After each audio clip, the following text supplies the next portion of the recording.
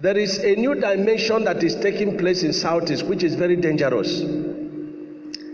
And it is where the communities use the name of IPOB. They video it and they will upload it to the social media and say it is IPOB that is burning the houses of herdsmen. That is IPOB that is killing the cows of herdsmen. It is not IPOB.